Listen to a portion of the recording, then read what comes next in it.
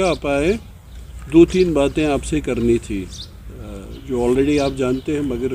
میرا دل کرتا تھا کہ آپ سے بات کر لوں ان دو تین باتوں پر۔ ایک تو ایشو تھا یہ ولیج ڈیفنس کمیٹیز کا، مجھے لگتا ہے جس طریقے سے وہ ہائی لائٹ ہونا چاہیے تھا اس طریقے سے ہائی لائٹ ہوا نہیں۔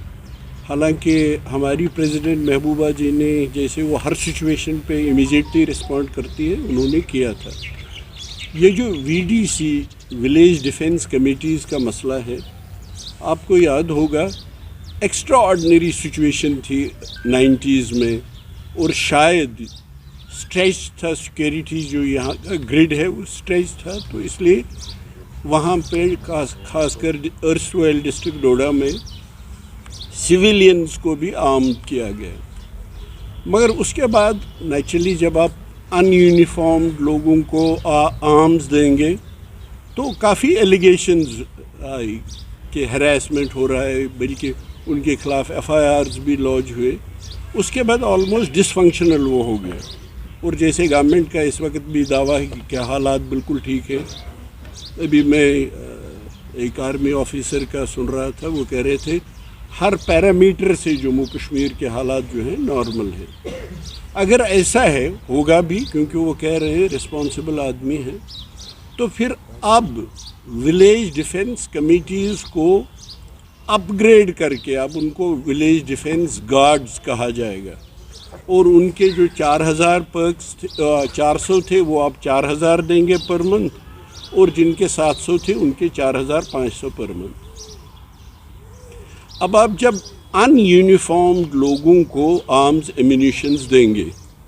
یہ جو یونیفارم میں ہوتے ہیں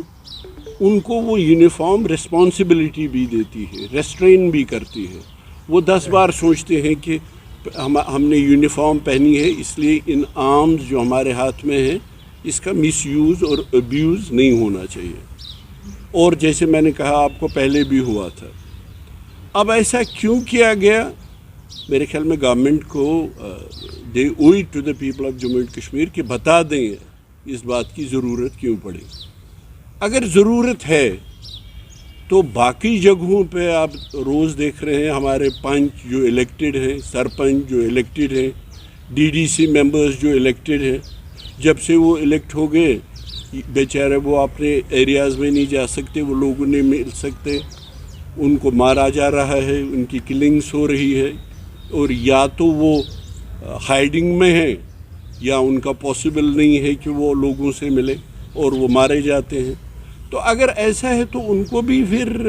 اسی طریقے سے ان کی بھی پروٹیکشن ہونی چاہیے، کیونکہ ہم روز سنتے ہیں پنچ مارے گئے، سرپنچ مارے گئے، اور ہر پارٹی کے، وہ پی ڈی پی ہو، این سی ہو، کانگریس ہو، ایون بی جے پی کے ہوں۔ تو یہ کہ ایک پرٹیکولر ایریا میں ہی اس سے شک شبہات لوگوں کے دلوں میں ہوتے ہیں، اور مجھے لگتا ہے government owes it to the people of Jammu and Kashmir کہ وہ ایکسپلین کریں اس کی کیا ضرورت پڑی، اور وہ پنچ اور سرپنچ جو مارے جاتے ہیں ان کا بھی خیال رکھا جائے۔ ایک تو یہ بات تھی۔ دوسری بات، جیسے ہماری پریزیڈنٹ محبوبہ جی نے آلریڈی کہا تھا کہ یہ D limitation commission I wash ہے۔ اب دیکھ لیجیے ہمارے پاس 5 الیکٹڈ ریپرزنٹیٹیوز ہیں، اس وقت صرف 5 ایم پیز ہیں۔ ان کو جو انٹریم رپورٹ دی گئی، انہوں نے جو آبجیکشنز دے دیے، اب دیکھیے وہ اوپر سے تو نئے آئے ہیں، وہ تو الیکٹ ہو کے آئے ہیں، تو میرے خیال میں ڈی لمیٹیشن کمیشن کو ایکسپلین کرنا چاہیے انہوں نے جو اعتراضات دیے تھے کیا ان میں سے انہوں نے کریکٹ کیے۔ اگر آپ کشمیر ریجن پہ نظر دوڑائیں گے تو میرے خیال میں حبہ قدل کا نام واپس حبہ قدل رکھا گیا، حالانکہ پہلے ہی ایک نام تھا جو ہمارے کلچر سے جڑا ہوا تھا، حبہ خاتون کے نام پہ تھا۔ یہ ایک آبجیکٹ، مطلب پہلے تو سمجھ میں نہیں آتا کہ نام کیوں بدل دیا تھا، اور دوسرا جی مغل میدان نہیں، اس کا واپس اندروال ہوگا۔ اگر یہ ان کا مائنڈ ہے کہ اس طریقے سے آبجیکشنز دور کیے جاتے ہیں، تو اس کے بعد جب وہ پبلک ڈومین میں رکھیں گے اور پبلک سے آبجیکشنز لیں گے، یہ لگتا ہے ایک فارمیلٹی ہے۔ اور اس سے جو اتنا انڈیپینڈنٹ انسٹیٹیوشن ہے ڈی لمیٹیشن کمیشن کا، میرے خیال میں ان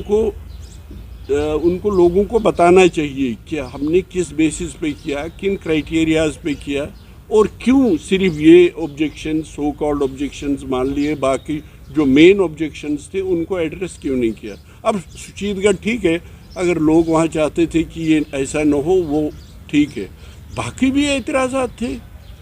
اگر ان کے نہیں مانے گئے تو مجھے نہیں لگتا ہے کہ باقی لوگوں کے کیا مانیں گے۔